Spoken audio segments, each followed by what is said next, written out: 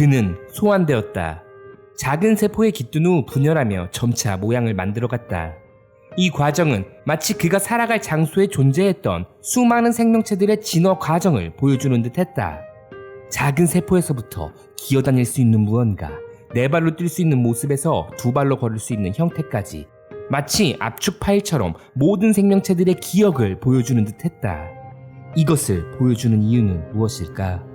앞서 소환된 자들이 겪은 시행착오를 알려주는 것일까? 그렇다면 그에게 어떤 염원을 담고 있는 것으로 볼 수 있지 않을까? 초보 용사를 위한 튜토리얼처럼 이 모든 기억은 그에게 친절하게 전수되었지만 동시에 그의 깊은 곳 어딘가에 봉인되었다. 그리고 이것을 본능이라 부른다. 튜토리얼이 끝나자 그가 마주한 건 폭력이었다. 찰싹, 엉덩이를 타격하는 정체모를 존재들. 그들은 그에게 폭력을 행사하며 울음을 강요했다. 울고 있는 그를 보자 그들은 기분 좋은 웃음을 지어 보인다. 불쾌했다.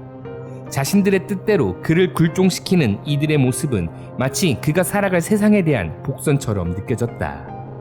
무력하고 연약한 몸으로 그가 할 수 있는 건 아무것도 없었다. 그저 자신의 얼굴을 위에서 내려다보는 부모라는 존재들의 눈과 그들이 내뱉는 이상한 공기의 떨림만을 신기하게 관찰하는 것뿐이었다. 초반엔 할 수 있는 게 딱히 없었다. 능동적인 탐색이 불가능했기에 다른 화면으로 주의를 옮길 수밖에 없었다.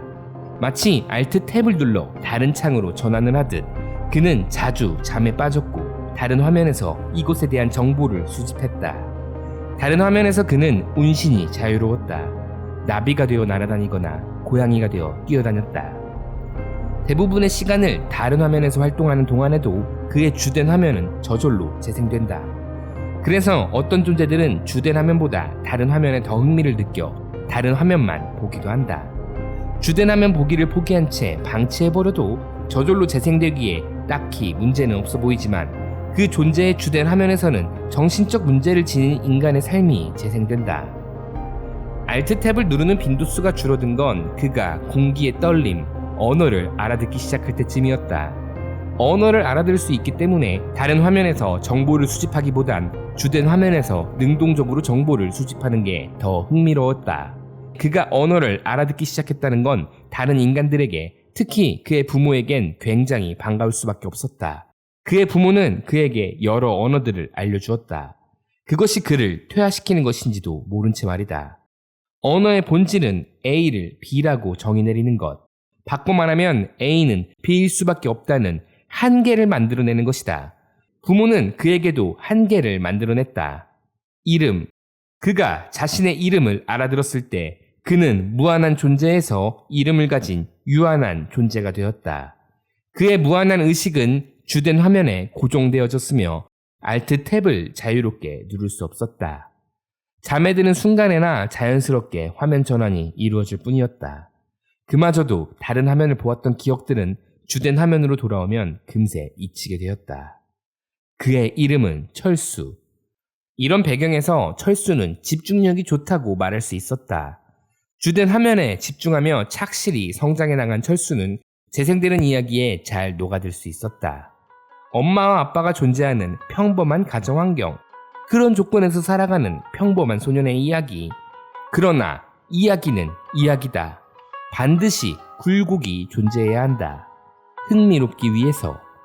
대부분의 인간이 감히 하지 못하는 반문, 왜 흥미로워야 하는가? 그것에 대한 대답, 주된 화면에 집중시키기 위해서. 철수가 이렇게 말할 수 있게 된 건 여러 이야기들 덕분이다. 그중 첫 번째 이야기는 중학교 2학년 무렵이었다. 그 전까지 철수의 삶은 배경 이야기 같은 것들을 차곡차곡 쌓아 올렸을 뿐이었다. 철수는 공부를 꽤 잘했다. 전교 10위권의 성적을 유지하던 평범한 가정환경의 소년. 이런 배경 이야기 뒤에 나타난 발단은 뻔하다면 뻔하다고 할 수 있는 사랑이었다.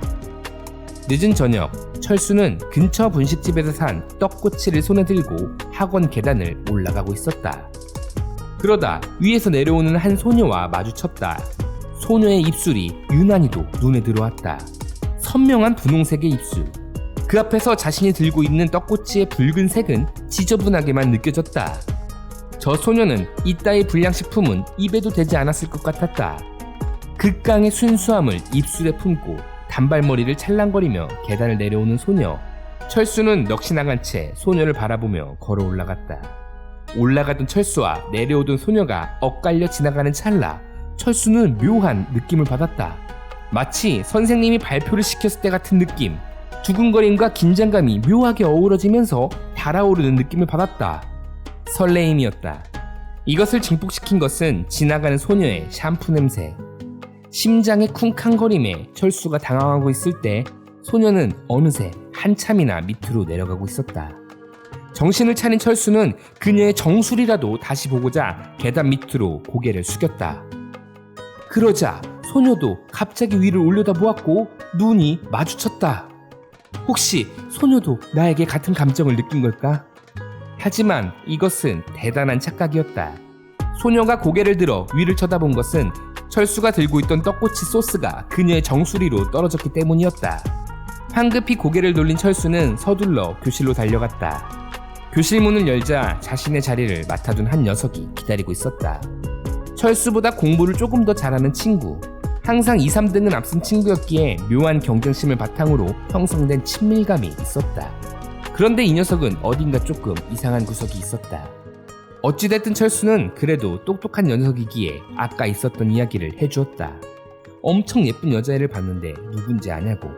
근데 내가 떡꼬치 소스를 흘렸는데 이거 큰일 난 것 같다고. 하지만 친구는 잘 모르겠다는 말만 하며 이마 주름 사이에 샤프심을 끼려고 애쓰고 있었다. 그때 철수는 문득 엄청난 깨달음을 얻었다. 지금 자신이 질문한 대상의 용모는 꽤나 못생겼다는 걸. 이마에 샤프심을 끼려고 하는 저 자세만 봐도 알지 않는가? 주름이 그만큼 비정상적으로 깊게 패였다는 것이다. 이제 고작 15살밖에 안 된 놈의 이마에 일자로 줄이 그어졌다는 건 대단히 심각한 문제다. 철수는 그 친구의 용모를 자세히 살펴보았다. 날카로운 눈매, 뾰족한 턱, 어두운 톤의 피부, 마치 판타지 소설 속 고블린과 비슷한 생김새였다. 이런 놈에게 인간 여자가 예쁘다고 아무리 말해봐야 소용이 없을 것만 같았다. 이놈이 공부를 잘하는 게 이제는 별로 안 부러웠다. 성공해봤자 돈 많은 고블린, 황금 고블린 정도밖에 안 될 것 같았기 때문이다. 그때 문득 어디선가 주워들은 말이 떠올랐다. 까마귀 노는 곳에 백로야 가지 마라. 내가 이 녀석과 어울리는 한 나는 까마귀나 고블린 같은 게 되어버린다고. 그렇다면 아까 본 분홍색 입술의 소녀와는 절대 어울릴 수 없을 것이다. 집으로 돌아온 철수는 그날 결심했다. 간지나는 삶을 살기로. 그날 이후 철수는 공부할 때의 노력을 자신을 꾸미는 데 쓰기 시작했다. 왁스 바르는 법, 옷 입는 법을 공부했고 메이커를 분석했다. 미용실에 가서 부끄러움을 무릅쓰고 샤기컷을 요구했고 올백 포스를 신었으며 주욕 후드티를 입었다. 또래보다 앳된 얼굴이었기에 간신히 어울렸다. 나름 간지가 난다고 생각한 철수는 마지막 패션의 완성, 아이리버에 이어폰을 연결해 귀에 꼽았다. 그러자 걸음걸이가 당당하게 바뀌었다.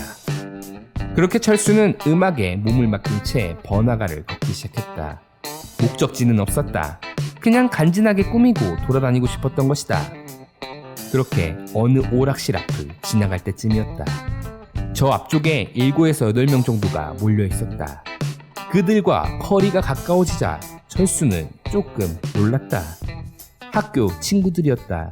하지만 친구들이라기엔 너무나 먼 존재들. 불량한 태도로 거들먹거리며 수업 시간에 잠만 자는 애들이었다. 소위 일진이라고 불리는. 철수는 그들을 모른 척 지나가기로 결심했다. 노래에 심취한 척 땅만 보고 걸어갔다.